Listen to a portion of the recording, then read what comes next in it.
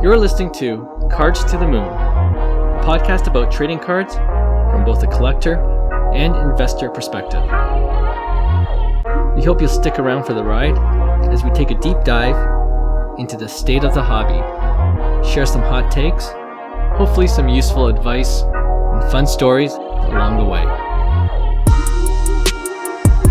Hey guys, welcome back to Cards to the Moon. This is episode 175, and my name is Clark from 5cardguys.com, 5cardguys on Instagram. With me co-hosting as usual is Hyung of Integrity Sports Cards. We had to shuffle our recording schedule a bit, so unfortunately John won't be able to join us today, but he should be back next week. All right, so off the top, the big chase in this year's Topps Definitive set was the dual autograph card featuring Shohei Ohtani and Babe Ruth. And there are two one-of-ones.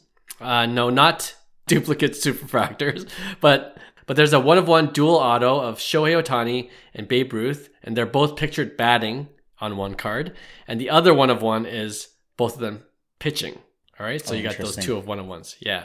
Anyway, the hitting version of that card was pulled by Filth Bomb Breaks recently. So first, your thoughts on these cards, like what you think of the idea of having a dual auto of Shohei and Babe. And second, I know it's hard to say, but how much do you think this card could go for? I'm assuming the hitting variation might be the higher demand because it would be Babe Ruth in a Red Sox uni, maybe. Oh, I didn't think about that. Instead of a Yankee. That. I don't know if that matters to collectors, but right. Like I don't know how much Babe Ruth pitched, but I think it was with the Red Sox. So I would be interested to see if that plays effect. But I will say, Topps Definitive in general, I think it's a pretty expensive set. But I was watching a couple breaks this year. Mm-hmm. And there's some heat. There's definitely some heat in these sets, and it comes at a hefty price point. I think $2,000 a box. Ooh.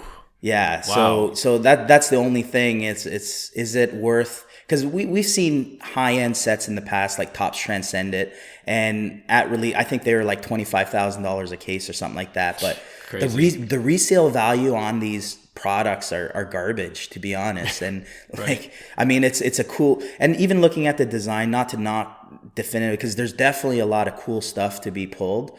But it feels like, a basic graphic designer just created a basic template, and then these guys just signed the cards, right? There's 6 autos per box. There's 8 cards.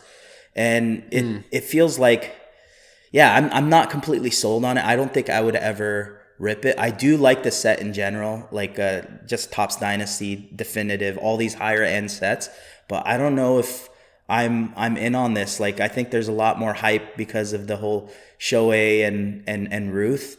And like we talked about in previous episodes, it's like there's another bounty on it, right? So is this inflated hype keeping this value of products the way it is?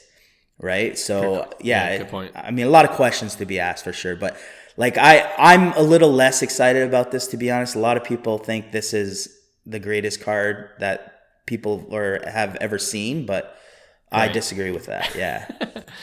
I'm just showing you a picture of the pitching one, and it looks like it is in his Boston uniform, but you can't see Boston across his chest, right? So I don't think that would matter. Yeah.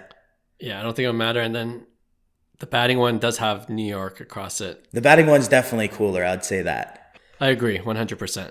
Definitely cooler. And I think it's a cool idea. Actually, Will, our friend Will, our fourth co-host of the pod, he actually gave John and I on a separate chat a future segment idea where we come up with dual auto ideas across different sports. Okay, so we won't get into it here, but this kind of reminds me of it. Of course, this is both baseball, but it's across 2 different eras, which is kind of cool. So I like that idea.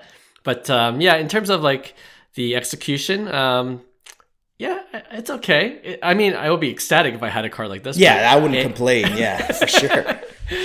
Don't get me wrong. Yeah, exactly. But we talked about in previous episode where how many Babe Ruth cut autos are out there. Right. You know what I mean? Yeah, they're like mass produce these cut autos.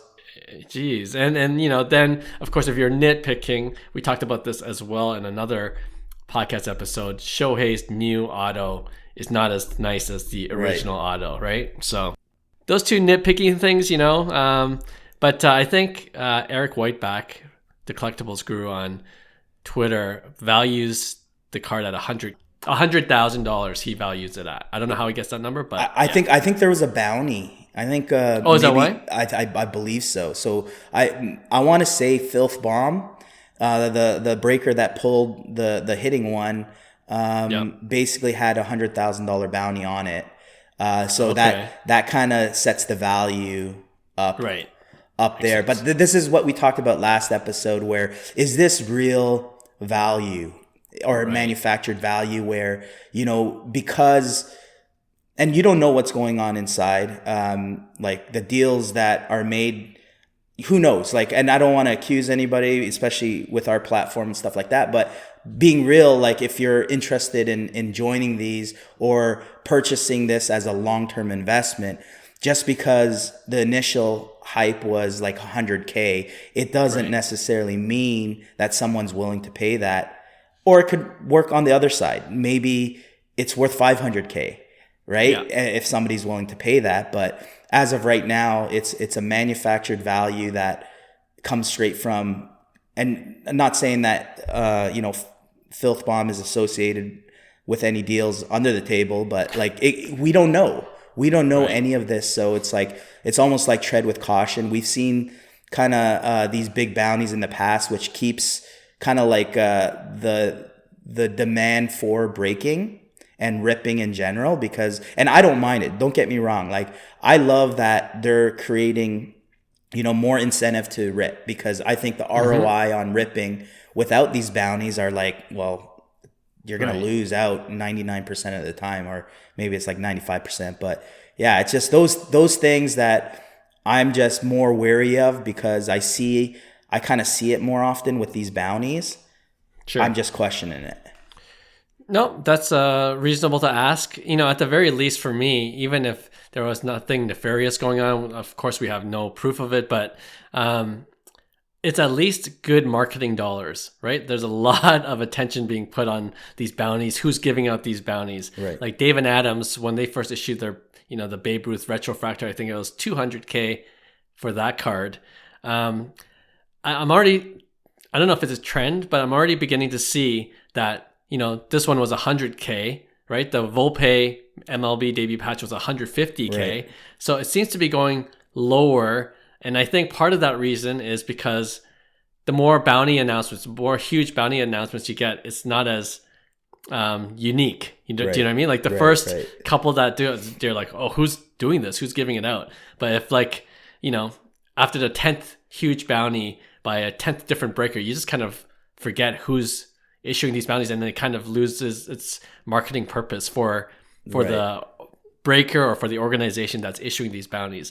So they're like, okay, we're not getting as much ROI, right? So, in the future, if this keeps on, if this becomes a trend on providing big bounties, I could see it go down to like 20K, 15K, know what I mean? Because for sure. Absolutely. You don't get the value as much for those that are issuing those bounties. So we'll see if this is a trend, or if this is, I still, like you mentioned, I still like the whole idea of bounties, because it makes breaking or ripping more exciting, right? Yeah, so for sure. I mean, last weekend I just bought a Topps Chrome update, and I was chasing the MLB debut patch just because of the stupid bounty. Which there's all these bounties out, so it's like, might as well, right?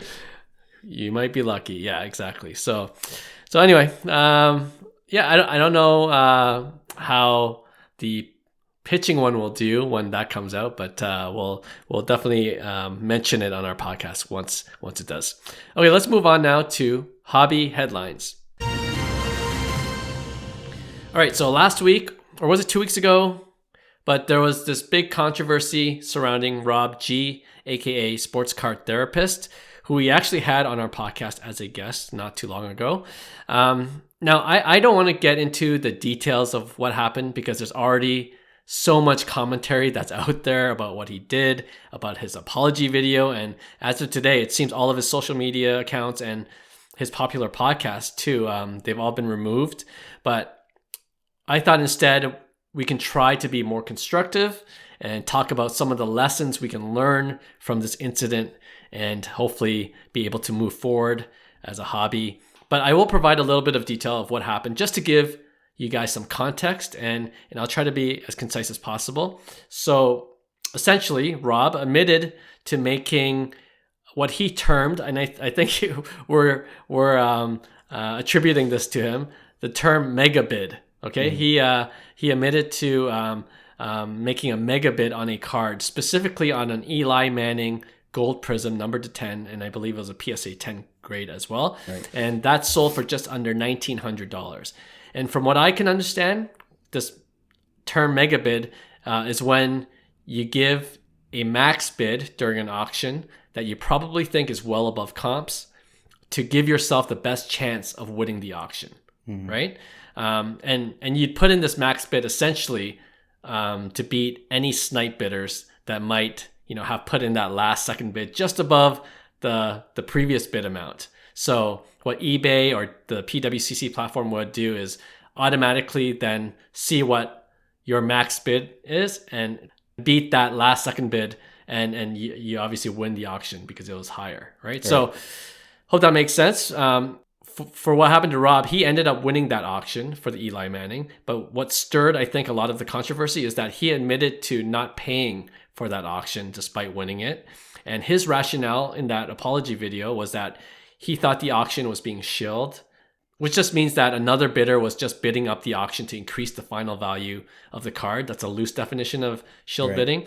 And the problem with this, in my opinion, and many others, I believe, is that the evidence for this auction being shilled is inconclusive at best. You can't 100% prove that the second bidder was shilling the bid to increase the value. And second, really, if you put in that mega bid, the assumption is that you're willing to pay that max bid you volunteered to put in to begin with, right? So, of course, there was a lot of feedback, both fair, some harsh, and everything in between. So, like I said, I don't want to really contribute more to that, but I want to rather focus on what lessons can we learn from this, not only from a collector perspective, but for even as a content creator perspective, which Rob G was himself, and we are as well. And it'll be interesting to see what we would do if we were in a similar controversy that involved us in some way. So first, Hyung, what are your initial thoughts about this? I know that was a large preamble, but I just want to kind of provide better context. It's a tough one because I think what you're saying is the second shill, or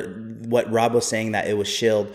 The eBay seller ended up putting an offer to the second bid and he actually posted it on his Instagram that he received it. So there definitely wasn't, I think, a shill. Maybe that's what Rob told people, but at the end of the day, like I said, if you're doing this mega bid on any platform, you should go in with the intention that this is what you're willing to pay because you don't want to lose the card.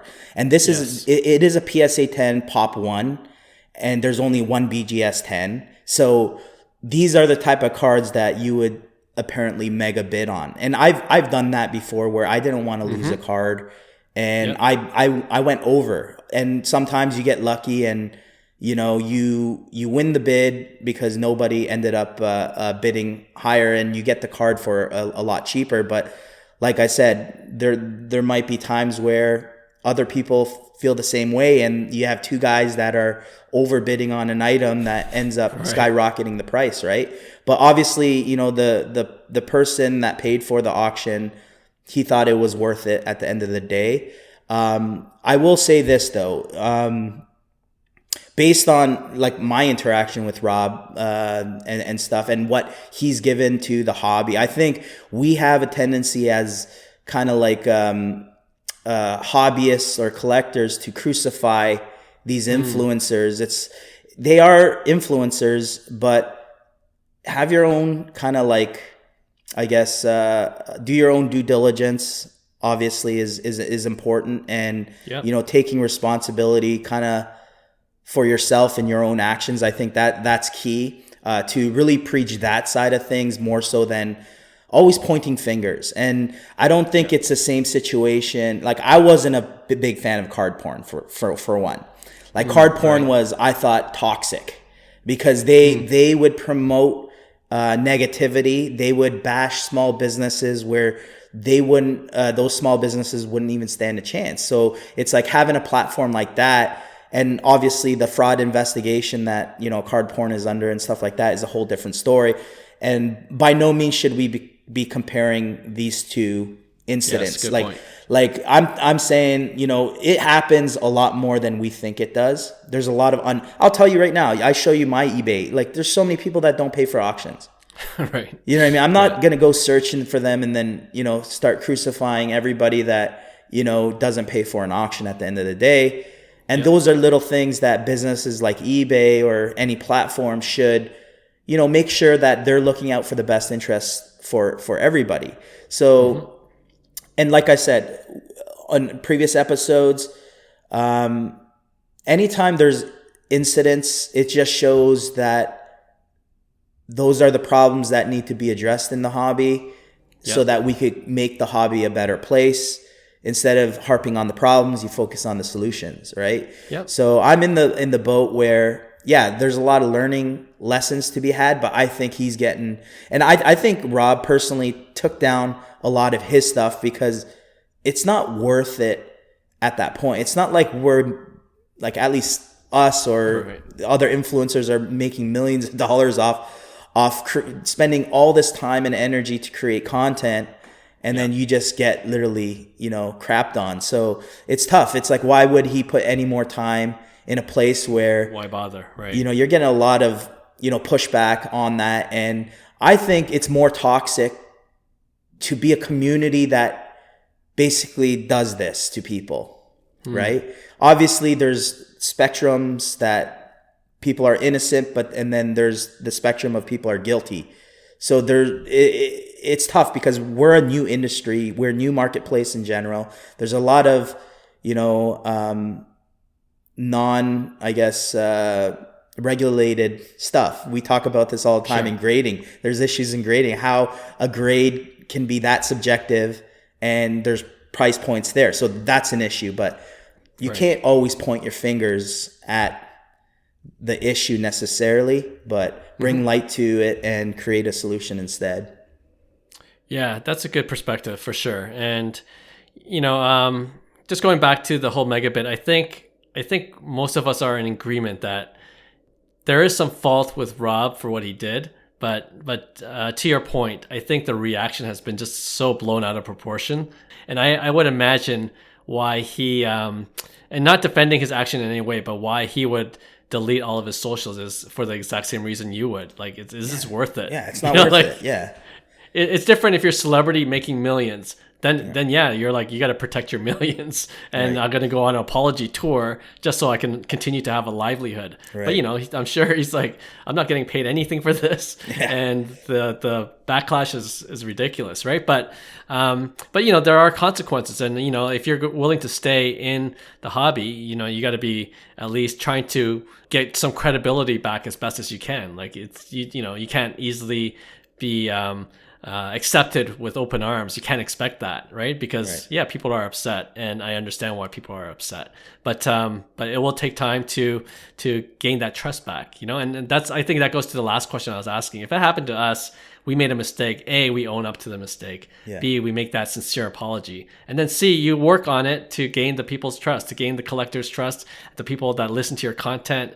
As long as it takes, because if you like what you're doing in terms of providing content, then that's one of the more important things, to gain the trust of the people listening to you. And then, you know, you can't control how they, you know, some people might never forgive you, but you can't control that. No. But others might say, like, you know, I think they're good guys. They made a mistake, and that's what you hope for, right? When you continue to provide content in this space. I think a good point to mention too is, if you're in that influencer space or you're trying to become an influencer, I think, you know, establishing that relationship through your content will give you the benefit of the doubt. Like I said, if you watch Rob's content the last 2 years, he's given a lot of value to the hobby, a lot of value. So the people I think that are fans of Rob, I think they are on the side of, you know what, he did make a mistake or whatever it is what it is. But that doesn't necessarily define his character, because like to me, he showed up, you know, the last 2 years giving enormous value at no cost. So it's like stuff like that where it's a learning lesson for maybe content creators out there that, you know, you brand yourself by the content and value you give. And if you focus on that, I think you will establish the relationships with your audience, or at least the backers, to kind of like say, hey, this is what happened. This doesn't define, like if that happened to you, Clark, for instance, I wouldn't use that as against you, for instance, like saying this is who Clark is. You know, your consistency over the past 2.5, 3 years should be speaking a lot louder than, you know, any one incident, because we don't know the complete story at the end of the day. Right. Yeah, no, I certainly appreciate that. I would hate to have one day you come on the pod and say, hey, welcome back to Cars to the Moon. This is Hyung and John, and that's it. All right, let's move on. Yeah, I think I would take a seat if that happened. It's too much work for nothing. Yeah. Hopefully everything works out. You know, the thing about the hobby too is like there's always something new going on, and it's like the news, right? The next thing that comes up, you kind of forget what happened just a month ago. So we'll see how this plays out at the end of the day. One last thing I want to mention. Yeah, I think if you're going to megabid, I love that this is a terminology within the hobby now, but yes, be prepared to pay no matter how much you actually win by. And I've done it too in the past as well. Like it's actually with that Luka Doncic Blue Contenders Optic that I just won. I think I bid almost up to $7,000. Right. And then the second highest bidder went up to 6.3. So I was lucky enough to get it for 6.35 essentially. Yeah, discount. You know what I mean? You're at a discount, so it worked in your favor.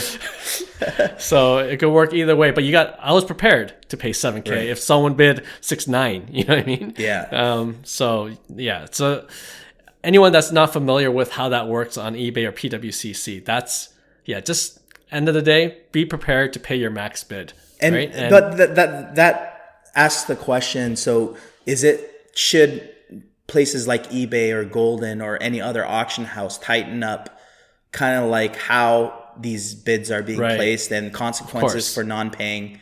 So it's like stuff like that where you can't always point the finger. And that's why it's like you could take a whole audience and I think it's more toxic that the hobby audience in general rely on these influencers to basically make the call of what's right or wrong, or policing the hobby.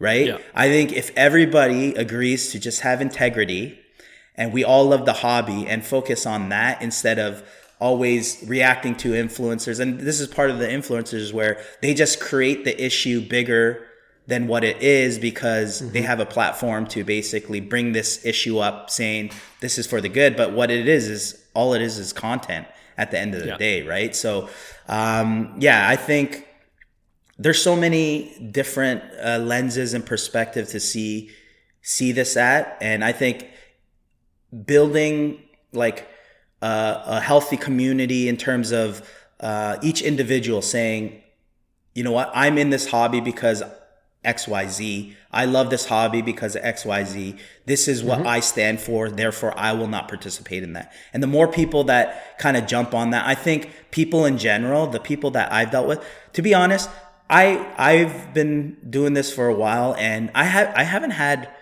any bad interactions, to be honest. I've heard way more bad interactions, but it really hasn't been in my life.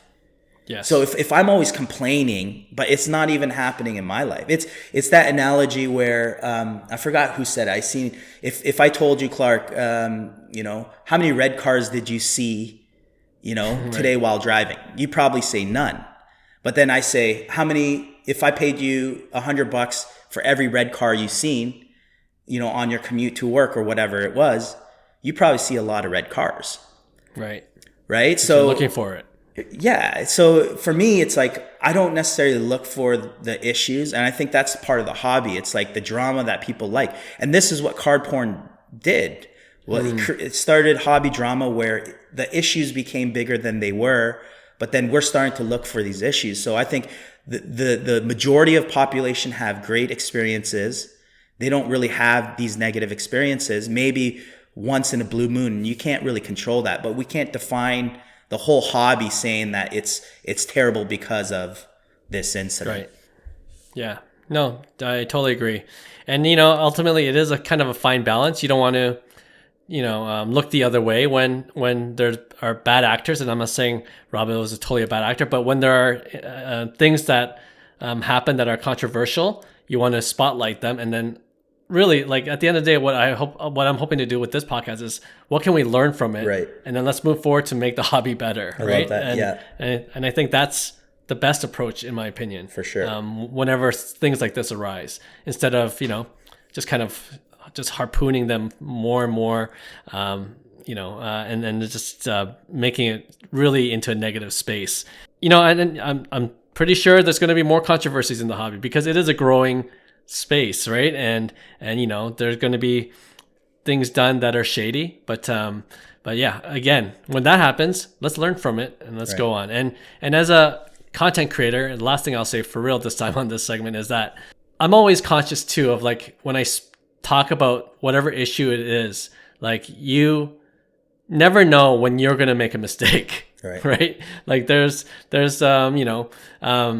so just to have that kind of grace for other content creators and at least try to get both sides is always a useful practice. So that's it's a unfortunate thing that happened, and it's crazy that it blew up, in my opinion, to what it to how it's everyone seems to be talking about it constantly, but I also understand why people would want to talk about this as well. Okay, let's switch gears a little bit, and we'll go on to our next segment, a more lighthearted segment. We're calling Cast Your Vote. Okay, so this is a new segment, and I got this idea because I saw MLB, Major League Baseball. They put out a couple of lists on their Instagram asking questions like, which current MLB star has the best chance to win their first MVP? And they give a list of some of the candidates. Okay. So I wanted to kind of see what we would choose, like if we were casting a vote. And then I have a couple of other categories based on other posts that MLB put out. So I think this would be more fun to go through. All right. So let's start off. Yeah. Let's start off with the MVP question. And I'm just going to pull up the social media post that they put up. So their question is, which current MLB star has the best chance to win their first MVP award next season? Okay. And this list is the best active MLB players without an MVP award, according to MLB.com. Okay. And let's see, there's 8 candidates, all very good candidates, as you'll see. All right. I'll just read them out loud and then you tell me which one you choose. And then I'll go right after. 1, Nolan Arenado. No MVP. Vladimir Guerrero Jr. Well, he's on the list. Francisco Lindor. Manny Machado. Jose Ramirez. Corey Seager. Marcus Semien. And lastly, Juan Soto. Who are you voting for out of that list? Next season. It's saying next season. Next season. Yes. I know I'm going to get ripped for this. Uh-oh. I'm big on bounce back years. Acuna had one this year. Mm-hmm. So the question was, is Acuna the same after his knee injury? He had a rough season and then he blew up, right? And we kind of hypothesized that before the season that, the new pitch clock rule or the rules of picking off at first base was going to really help guys like Acuna and guys who can run is going to change the speed of the game. So the bigger bases. Yeah. So stuff like that where it benefits it. And I'm a big believer on bounce back years. With the guys you mentioned, like the Arenados, Machados, even the Sotos, I feel like they can be,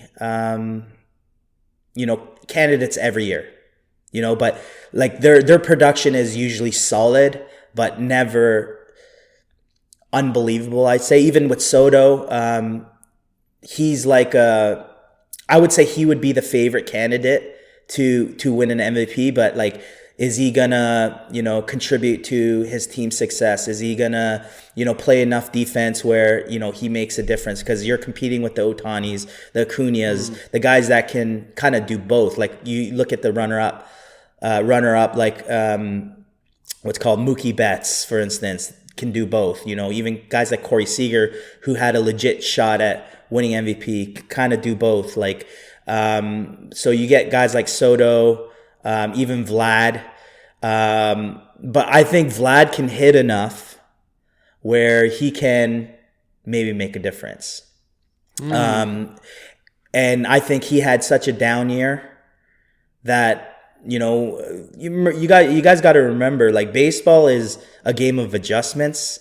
You find success, you feel good, and then the next year you're not in the same comfort, or, pitchers do more video work on you where they expose kind of like that weakness of kind of like what your approach is. So it's an ongoing, learning experience. And I think Vladdy's still a young hitter. So as a hot take, I'm going to say, he almost got robbed of his first MVP. I thought he had an MVP season. Any other year, Ohtani basically took it from him. Any other year, I think he would have won MVP. So I'm gonna go Vladdy here. It's a little hot take because of the bounce back. I think he's gonna have a phenomenal year next year. Okay. I think you are gonna get some blowback from. Oh yeah, for sure. I don't care. Calls of Homer. You don't care. But I hope you're right as a Jays fan. He has to be hitting 40 plus home runs. Like, that's my expectation of Vladdy. A 300 hitter with 40 plus. So if he hits 330, 320, 310 with 40 plus, 100 plus RBIs, he might have a chance. His WAR should be up at the 7-8 level. So yeah. No, I'm not saying that's a far-fetched choice, but I'm a little surprised, to tell you the truth. So I'll go next. I think I'm going to take off like guys like Arenado, Machado, even Ramirez off, and Semien. Like, I think age has a bit of a factor. I'm kind of, and then I'm looking at the remainder with the teams, right? Because you got to be on a good team that'll improve your odds, right? And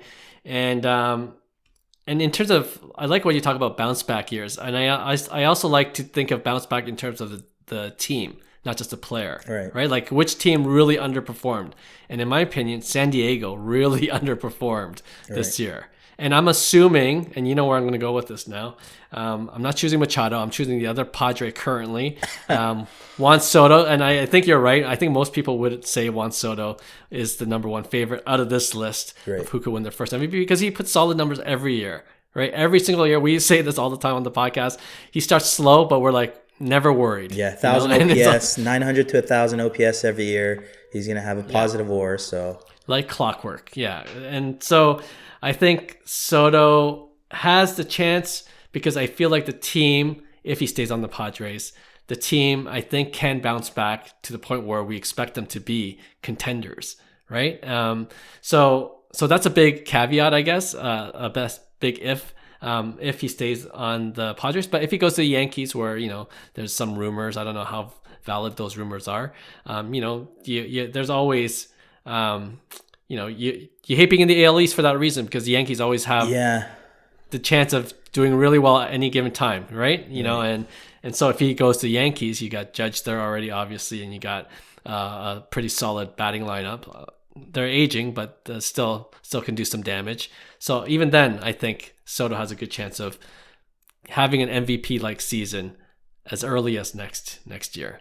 So I'm going with Juan Soto. Boring choice, but the question I want to follow up with you, and you can go first this time. Vladdy, I know this answer already, but for the benefit of the audience, do you have his cards? Are you holding on to them? I do. I do have one Vladdy card that I sold Vladdy at peak. I was all on him in 2019. Yeah. So I did well with Vladdy in terms of kind of like getting rid of the cards at the peak. But I do have his Bowman First Blue Auto, a PSA 9, that I think I believe in Vladdy as a hitter. Like I said, I've watched a lot of baseball, and I would say he's one of the best hitters in the game. People don't understand that, like, because they just see, oh, he's washed up. It's like, no, man, he could still hit. He's figuring it out. He's a young kid still. And on the flip side, that just proves how good Soto is at his age. You know, you look at the walks to strikeout ratio. That's a big indicator of how good of a hitter someone is in terms of his plate discipline, his knowledge of the strike zone. And guys like Vladdy, where you hope that 1-to-1 ratio keeps up, Soto is above that. So he's I would say a better pure hitter, but Vladdy has the power, potential to even put up 50, you know, and I know it's going to be tough to do that because the argument to Vladdy's side on the other side is his big year that he had, half the season was in Buffalo. Right. So that's the knock on him. But like I said, he's 24 years old. He's still young. I'd say peak of someone's career would be that 28, 29 age, really, when they become, you know, full men. They've been in the league for 10 plus years, and they have a good idea of, you know, how to get it done at the end of the day, right? So, yeah. Yep. Okay. I have a base auto, of course, the Bowman Chrome of Vladdy, so I'm holding on to him as well. And you know, in terms of my pick for Juan Soto, you know, anyone familiar with this podcast knows by now that I'm in the market for Juan Soto. So, me too. Yeah. I really like him as a player and him just improving year after year. So that's a no-brainer. Yeah, no, Soto has amazing collectability, I think, in the hobby. Yes. I think that's what has Soto in terms of a collector standpoint. If I were to invest in either of them, you got Vladdy's prices are lower, but there's a lot more options for Vladdy as opposed to Soto. True. So the supply demand is in Soto's favor for sure. Yep. Good point.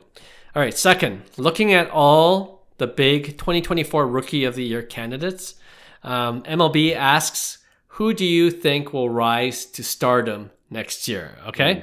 And they actually list one top rookie for each team, but we're not going to go through all of them because that'll take a while, but they did highlight just one from each division.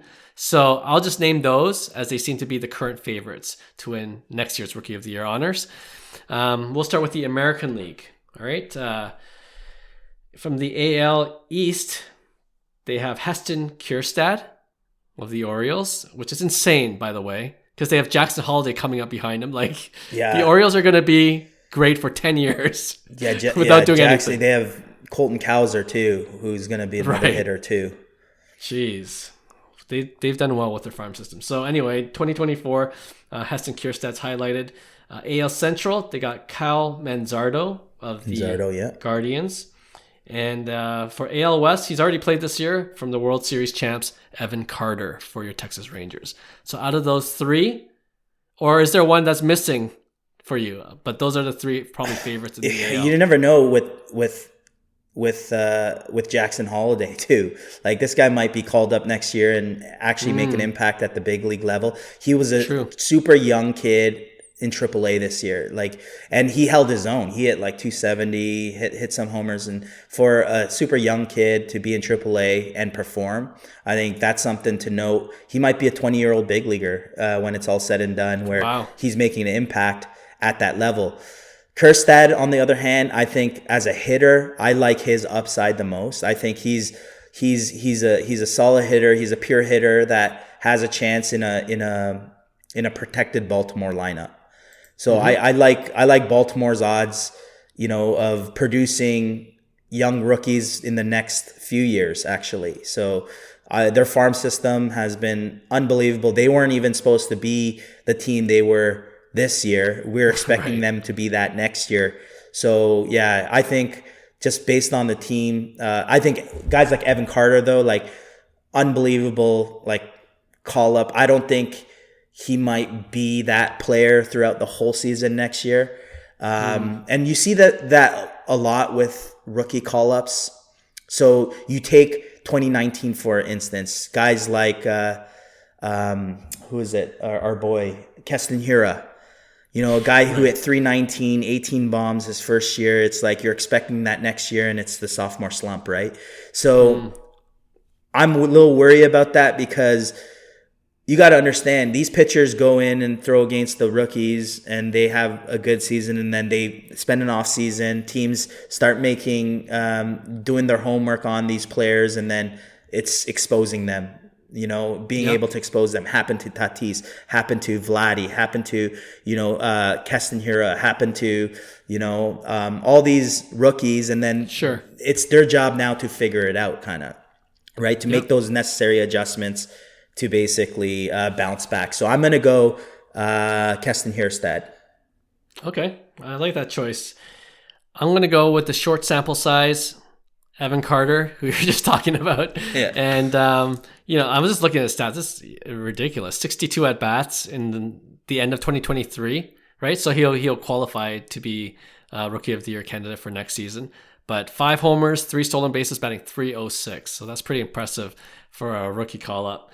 I like the only knock with, and it's not even a knock against Kierstad, but they have so many great players. Do you think there's a chance of being overshadowed? Do you know what I mean? And especially if Holiday gets called up, I wonder if that's going to be one of those things where voters are, I'm just not going to vote for any Oriole because they're I think where Hirstad can really benefit from it is he's a pure hitter. He can hit, right? So I think if he's in the right lineup where he's protected and he's not necessarily in the middle of the order, I think he could really, perform at his potential. He's a lot older too, so he's going to be a 25-year-old, rookie. So a lot more mature than the younger kids. Where I think a mature hitter would have more of a chance. True. Yeah, and to your point, Evan Carter is just 21 years old. There you go. All right. So that all being said, are you looking to pick up any of their cards? No. I'm not a big game, I'm not a big, like, even MVP race. I'm not a big guy on like playing the guessing games and saying, okay, I'm going to buy this because I think he's going to be the MVP. Right. I would purchase it because I'm like, okay, I really believe in this kid in general. And I think there's maybe long term, but even like he's going to have a good season, not with the intention that this guy's going to win the MVP. Obviously that's a bonus. Then you get the whole skyrocket price, right? Yeah. But even look back at Acuna, for instance. His prices from 2020, they've been stagnant. They haven't been going up. Even if he had an MVP season, they went down and then they're probably recorrecting itself. But I'm not going to put too much stock in like the next Rookie of the Year. Guys like Corbin Carroll, for instance, might be a little different. Mm-hmm. And there's another guy that I really like, Pete Crow Armstrong. He might be on that side. I don't think we did the NL, but... Yeah, well, we'll get to that in just a second. Just to put a bow on the AL, I think a dark horse candidate for me is Junior Caminero from the Tampa Bay Rays. I like him. He had a kind of a bad regular season, but I think, to your point, it goes the opposite way as well, right? You adjust depending on your circumstances and your situation, your experience being called up. Mike Trout, same thing, right? Didn't start off 220 first year, yeah. Yeah, and then obviously adjusted really well. And I think Caminero is too good to kind of pass up right away in a partial 2023 season. Right. All right, let's go to National League. You did mention Pete Crow Armstrong, but he is not highlighted in the NL Central. You know why? Because there's a guy named Jackson Chourio, who's the leader in NL Central that MLB is highlighted. The other ones, NL East, Ronnie Morocchio from the New York Mets, Yeah. I believe. And in the NL West, it is Kyle Harrison with the Giants, a left-handed pitcher. I'm going Jackson Chourio on this for sure. Like, I was a big fan of him. He's a big time prospect. I think he's rated number 2 on the top 100 list. So for me, it sucks that he's with Milwaukee, but he's 19 years old or 20 years old. Wow. Had his first season in Double-A this year, hit 22 home runs, hit 280, and that's with the slow start. I think he swiped 44 bags as well. So this guy's could be an impact player at the big league level, and I expect him to kind of be that guy. So I like Jackson Chourio, even though he's a favorite. He's a guy that I would even look into, maybe not investing right now, but I think he'll be a superstar in the big leagues. So yeah, it's interesting you say that because obviously you put Chourio on a different level, right? Because based on what you said with the AL candidates, like this guy is super young, but I guess you're saying his talent is next level. It's different than, like an Evan Carter, for instance. Like Chourio is like, he was a potential number 1 prospect in the top 100 list. He's been top 3 in the last pedigree, 2 years. Yeah. And what I've seen from, I was following him a lot last year, where he was struggling actually in Double-A. And he's 19 years old, rightfully so. You got older pitching, you got guys that can actually spin it, throw pitch backwards, expose him for his weakness. But then by the end of the year, he made the adjustments, right? So seeing that from a young hitter just shows that he is a true hitter. He is a hitter that gets it and understands the strike zone very well. So I like Jackson Chourio because you have the kind of like the marriage of hype plus performance. Yeah. Right? From the hobby standpoint. Yeah, from the hobby standpoint. A plus for sure. You look at, I just like looking at stats primarily to see if I could project some of these out, and Jackson Chourio certainly stands out. So I'm with you there. Not much more to say other than I'm not buying any of his cards now because too high. Yes, 100%. And you're going to look for that inevitable dip that happens when he gets called up, and then he has to get used to major league pitching. And then once that dip happens, if you really believe in him, you got to trust that he'll adjust as well to the higher level pitching, right? So that's probably the best time to buy. If you're looking for Chourio. I will throw one more name out there, and it might be a hot take because he might not even be in the big leagues next year. But there's this guy, James Wood. I think he is a monster. Like, he is a guy that can. What team? Nationals. I believe he got traded in that deal with the Nationals. But I really like his size, his game. He's a pure hitter. He hits for power. So there's a lot of, I guess, upside with James Wood. Can he be in the big league roster? Who knows? But he was in Double-A last year. He hit 26 bombs. 18 of them came, in Double-A as a 20-year-old. So he's still young, but he has the size that can really, I think, make an impact with that. And then the PCA comment was, I see so much with Pete Crow Armstrong. I see a lot of similarities with Corbin Carroll, actually. Corbin Carroll, I think, has a little more pop than Pete Crow Armstrong, but very similar players in terms of the dirtbag type that just is a good baseball player, right? So that's what I see with PCA as well. Nice. Yep. And I concur. Pete Crow Armstrong, I think, is the dark horse out of that list. And James Wood isn't on this list because there's another higher prospect in the Nationals organization, according to MLB.com. His name is Dylan Cruz, who is also an outfielder. But James Wood is number 2 ranked in the Nationals organization for prospects. I actually do really like Dylan Cruz too. I think he's going to be an impact player in the big leagues as well. Whether he makes his debut this year is to be determined. It all depends on how he starts off. Probably starts off in Double-A this year. Yeah. That's what it looks like he's at now in Double-A. And yeah, these guys are big. Dylan Cruz is listed as 6'0", 205 pounds. And like you said earlier, James Wood is 6'6", 6 and 240 pounds. So I like that upside. Big boy. All right.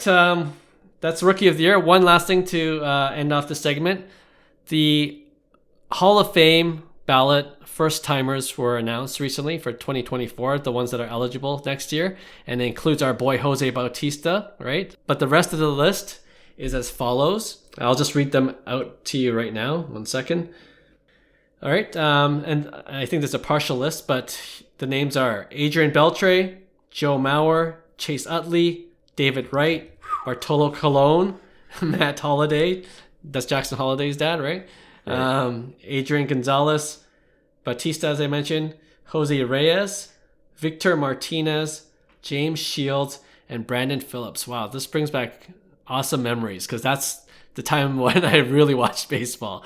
My question here is, any of those guys do you think will be a Hall of Famer on their first ballot? First ballot. Here, let me pull up the list. Do you have the list? I think Beltre is a guy. Yeah, Adrian Beltre. I grew up actually when I was with Seattle. He was in Seattle, so he's actually no way. I mean, this guy's yoked, but he's a lot smaller than everybody thinks. Like he's not as big. So it's like, I love the way he played the game. He was such a good hitter. He was such a clown. That's what I remember about him. He always enjoyed himself. Everybody around him enjoyed him. So I definitely think Adrian Beltre is a Hall of Famer.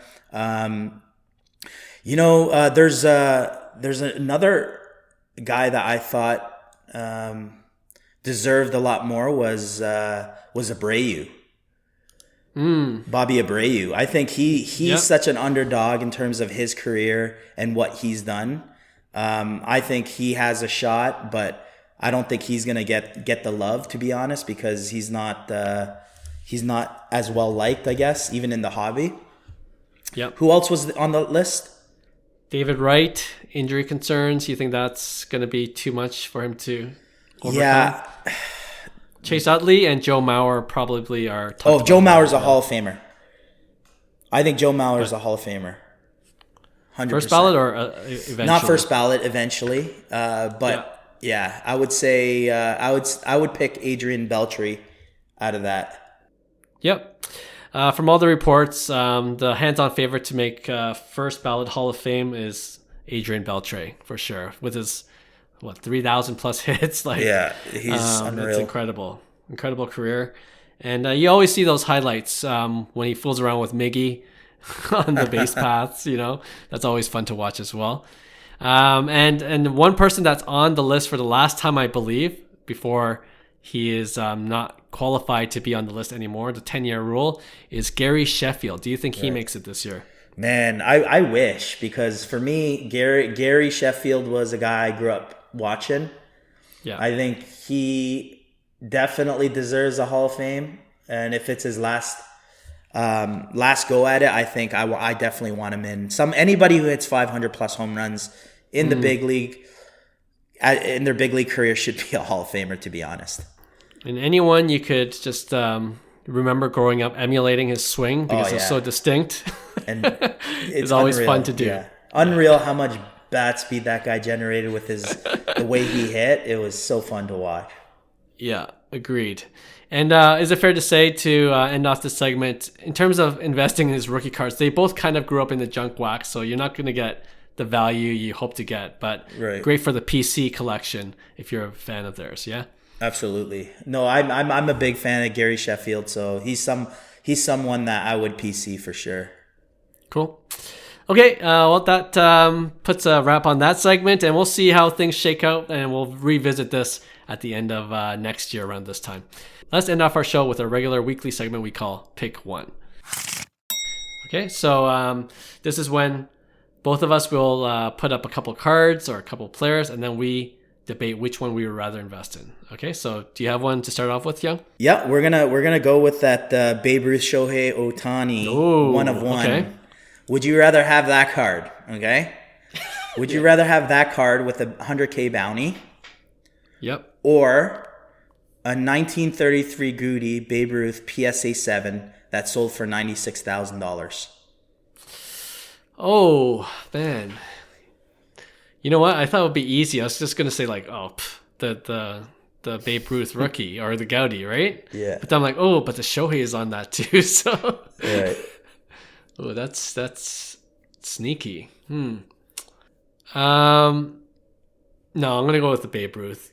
I for PC, I might choose the Dual Auto, Right. because that's a cool card. But in terms of value, like you were saying, I think it's pretty manufactured. I think that's gonna go down before it even has a chance to go back up. Right.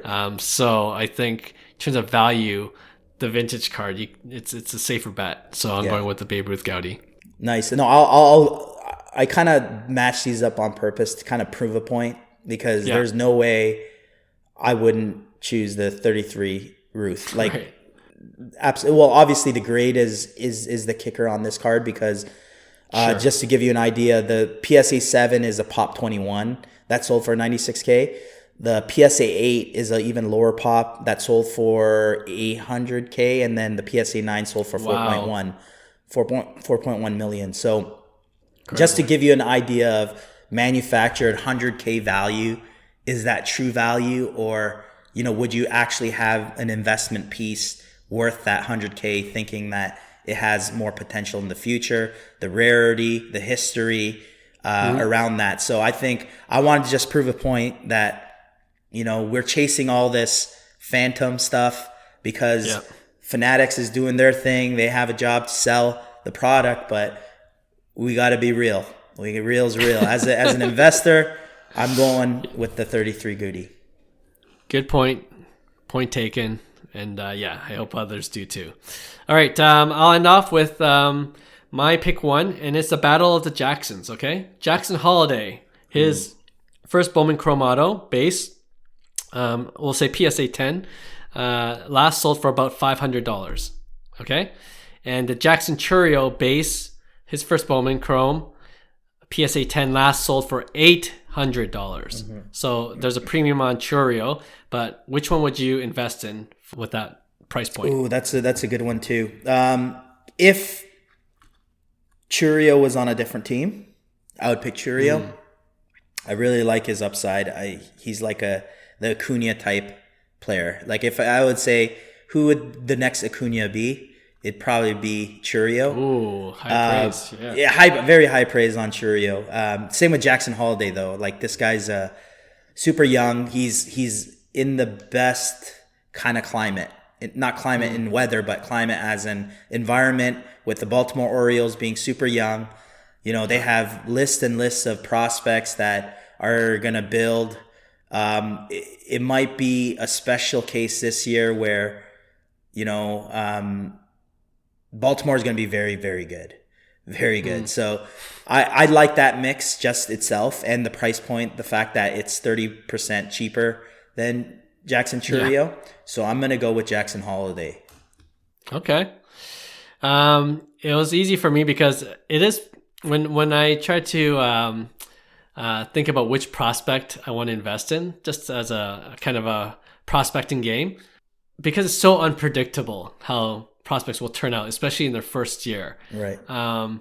The sure bet is to always go, and if their talents are similar and not even similar, but they're on that same kind of elite level, Jackson Holiday, Jackson Churio, right. You would say they're both elite top prospects. If they're on the same level, I'm always going with the lower price point. 100%. Right? I was going to make that exact point, because that's so important to know, because the history of cycles of Bowman Chrome, right? It's like when they're expensive, that's when you sell, because there's this enormous amounts of hype, and then you buy low. So exactly.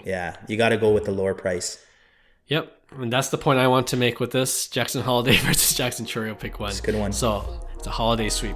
All right, thanks for joining us for another podcast episode of Cards to the Moon. We appreciate you guys. If you haven't rated us 5 stars wherever you listen to your podcast, we would appreciate it, because it helps us a lot in terms of getting more people to listen to it. So we'll see you again for our next podcast on Friday. Talk then. Bye. Hey, thanks for listening to Cards to the Moon. We'd really appreciate you subscribing to our podcast wherever you listen to your podcasts. And you can also connect with each of us on Instagram at 5cardguys, or you can follow Hyung at Integrity Sports Cards or John at TradeU at Recess. You can also check us out at 5cardguys.com. Thanks again, and hope to connect soon.